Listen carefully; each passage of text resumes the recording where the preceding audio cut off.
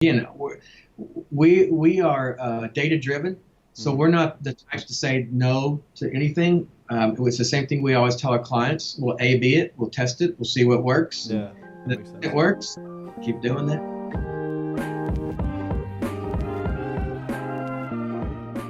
Or maybe we just talk about the customer acquisition process and we do it for 15 minutes and we're good. Sounds good. Yeah, maybe just let me know what does work for you. I mean, how do you get most clients? Is that because I see a good website, there's a lot of content on it. Is that the main driver still? It absolutely is. So we're an inbound marketing agency. Are you familiar with that concept? Yeah. Yeah. So that essentially is what we do for ourselves. We generate business for ourselves in the same way that we do for our clients.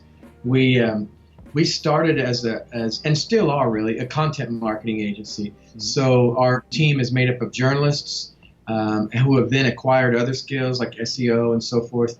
But at our core, our DNA is storytelling. So we feel like, that's the means by which we sort of promote our clients' business, and it's the means by which we do it for ourselves. And I would say that probably 50% of our leads come from our own lead generation strategy that we execute online. Mm-hmm. Roughly, how does it work?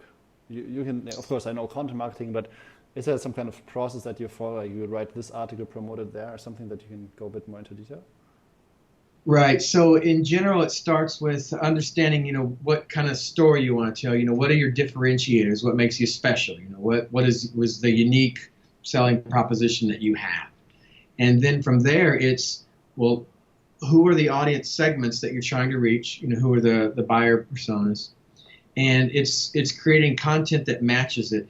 And I think that, again, one of the advantages we have as a shop with a lot of journalists on staff is that they're used to speaking to a particular audience and really doing it in an engaging way instead of just sort of I think some people hear inbound marketing and they think, oh, we'll get the intern to make some social media posts and crank out a blog. But really, especially with so much content available, you have to be putting together something that's so compelling.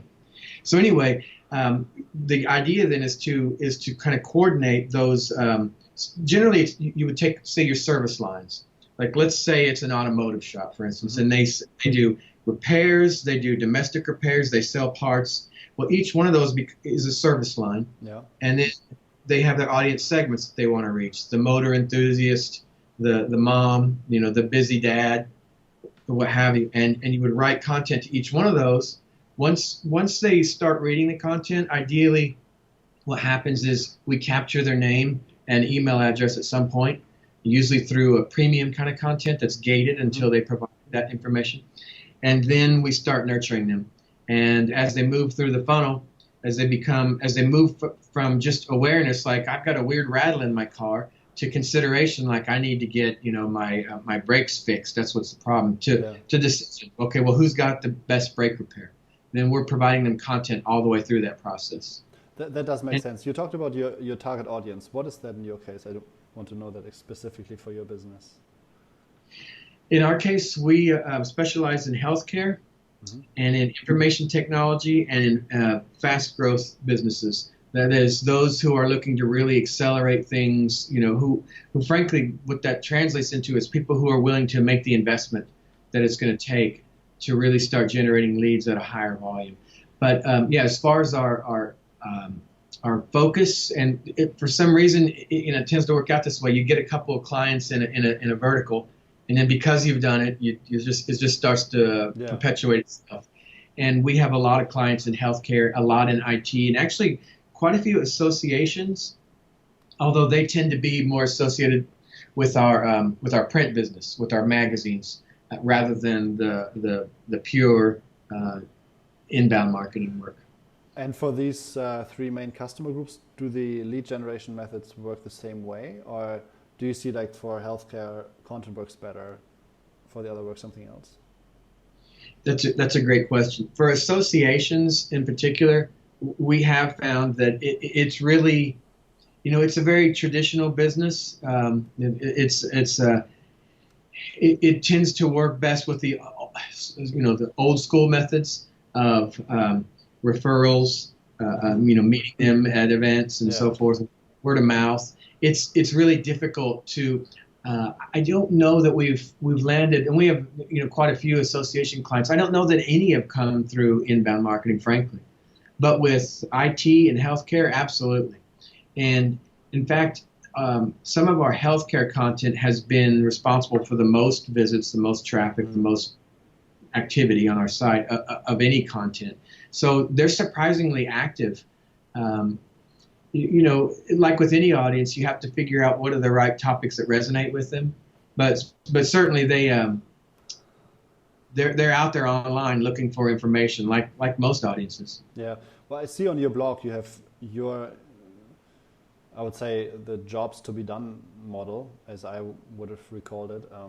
So what do you want to get accomplished? For example, lead conversion or better email marketing, and then you find specific content for that. You don't write specifically for the audience. Well, I haven't seen any post that says, okay, here it is, for example, content ideas for your medical practice Facebook page, right? So if an IT company goes to your page and sees something about medical, are they turned off? Or how do you manage to make content marketing for two different customer groups? That's a great question. In a perfect world, we would have a huge volume of content for each vertical. And the reality is that just because of resources and I'd say age, we're only a 7-year-old company, so we just haven't accumulated that much content yet. It tends to be, tend to look at it more from the marketing concerns of a business, so that it will resonate with the healthcare audience and it'll resonate with the IT audience. But you're absolutely right. In a perfect world, we would be recasting each of those blogs, each of those posts rather, for the individual audiences. Because of course, the needs are going to be, there's a universal truth to marketing, but then there's also the very particular concerns of the verticals. And I think the more focused and specific and niche oriented you can get, the better. Yeah. Because the reality is, if you're writing at that broad macro level, they can get it anywhere. So it is a challenge with our own marketing. And I'll tell you what, inbound marketing, one of the toughest things you can do is do inbound marketing as an inbound marketing company, because you're going up against every other inbound marketing company who's a specialist in this very same thing. Yeah. So it's tough. I know we've all read, was it Derek Halpern and the Neil Patel and these guys. It's like a winner takes it all thing, right? They build a huge blog, but thousands of others are failing.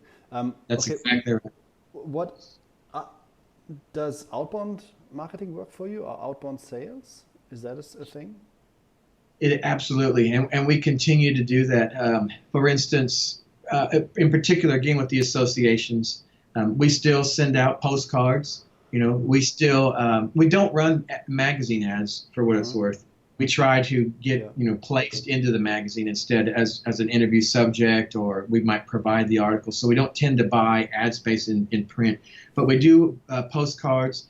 We do quite a few trade shows and networking events, and again, just the standard word of mouth. Naturally, for a business site like ours, a lot of options are out. Like, we're not going to do TV, we're not going to do a radio ad for a marketing firm. But yeah, we certainly think that outbound absolutely has its place, and in fact, for our associations, if you think about it, we're doing content marketing for them. We're creating magazines for them. Yeah. So like we work with a locksmith association. So we reach their audience in a monthly magazine that we put together for them. Well, that's as outbound as it gets, right? It's a piece of content that's being mailed out to them every single month, and it's great for them and for that audience. So we definitely are not the kind of agency that thinks it's inbound or nothing, it's digital or nothing. We are the agency that does think, though, that it's storytelling. I wouldn't say or nothing, but we do think that's what people want and expect now is for you to give them useful information, or at least, even if it's not useful, it sure ought to be entertaining. It's very difficult to cut through with just a $5 off this weekend only kind of message. True. Did you try cold email? I'm sorry, did what? Did you try cold emailing? You know, honestly, we have tried it for ourselves, and it was hit and miss for us. We used an agency. I think it was an individual, but we used an agency that specialized in finding lists and in reaching out to them. And it was a mixed bag. We got some good leads out of it. I think that what we really would love to have done would have been to send content to get those guys to build a relationship. And what happens is, it becomes a little bit of timing and luck, where you have to be reaching the right person and they have to be in that decision-making mode right when they get the email. Yeah. As opposed to, if we could snare them with some content, then even if they're just in the consideration stage or even just awareness, then we're building up that relationship while they get ready to work with us. Okay, but you don't do that anymore, and and you do postcards now. Yeah, the postcards are it is the only sort of traditional print mail out that we do. We don't do any cold calling for sure. Yeah. It's very difficult to cold call someone and say, hey, are you interested in doing a $150,000 spend with us? This agency that you've never met. We're open to doing cold emails again, but I think it would just have to be figuring out the right way to not make it so luck based, where you just happen to get them right when they're interested. Any idea how you would do that? I don't know. It's not something we're pursuing. If it were presented to us, we would probably consider it, but it's not something we're actively pursuing. For what niche would be perfect? What niche would you start with if you would try it out again? We would probably try IT, just because it's again, it's an area where we have a lot of experience. I think it's very clean kind of business. With like healthcare is pretty muddy, and there's a lot of decision makers, and it's a confusing industry. So I don't know that cold emailing would work particularly well there. Again, we are data driven, so we're not the types to say no to anything. It's the same thing we always tell our clients. We'll A/B it, we'll test it, we'll see what works. Yeah, that makes sense. It works, keep doing that. That's the right thing to do, right? Every marketing agency should be data-driven and trial and error-driven. You bet. Huh, interesting. For the postcards, I'm interested in that, because that sounds like is that a cold postcard, or is that something that you send to your CRM, so with people you have a relationship already? It is people we have. Well, let me back that up. It's people we have some sort of relationship, and there's a spectrum, right? They're either a client or all the way over to they entered our CRM at some point, whether it was from a list of people we got by exhibiting at a trade show, or a list of members of a group that we also participate in. So it could be when they see it, some people might see, I don't know who in the hell this even is, and toss it. And others are like, oh yeah, I remember these guys, I think. And others are like, oh yeah, it's my buddies over at Madison. Right. And nobody else is doing it, right? Postcards? Yeah. I think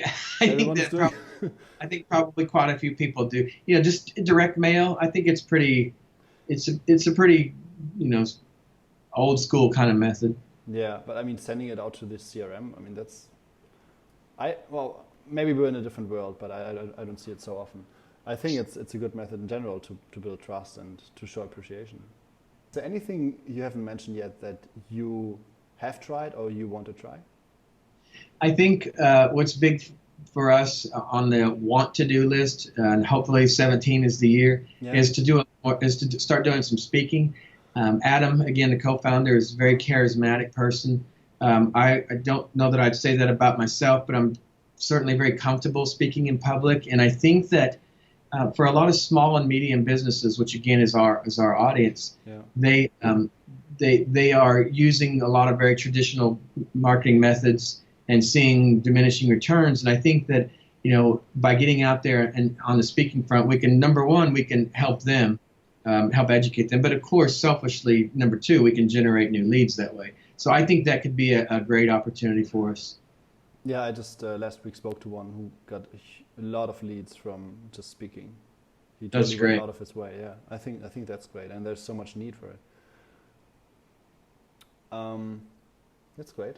Okay, I mean, we are almost at 17 minutes now, 18 minutes. What is?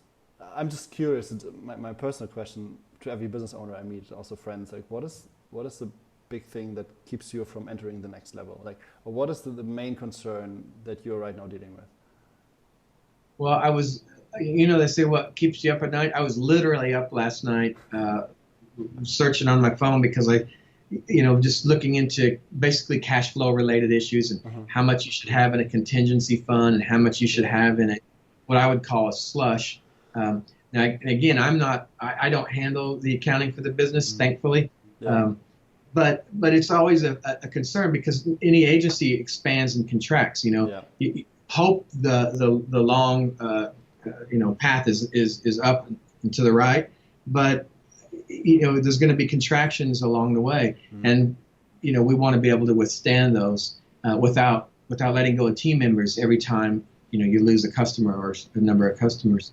Right. So I think that's probably a concern, but that's probably a universal concern for businesses. Do I have enough gas for the machine? Yeah. For the Yeah, that's a good answer. 90 minutes. Last question. Do you know another agency owner I should talk to, who would be interested in an interview like this, who would be Sure. knowledgeable about lead gen? I think you might talk to Chris Handy over at a company called Think Handy. Uh-huh. He's a really sharp guy. He does a lot of speaking in the DFW area, so he's really well known. His agency is relatively small, but he has some great clients, and I've heard him speak, and he knows his stuff really well. He's a good marketer. Okay, I'll greet him from you. Yeah. And as we have 30 minutes left, what is the question that I should have asked you that I did not? Oh heck, I don't know. You should have asked me about my Batman paraphernalia, which I have Show me all over my office. I have Batman. Why is that? Do you have a hidden secret identity? I can't tell you that.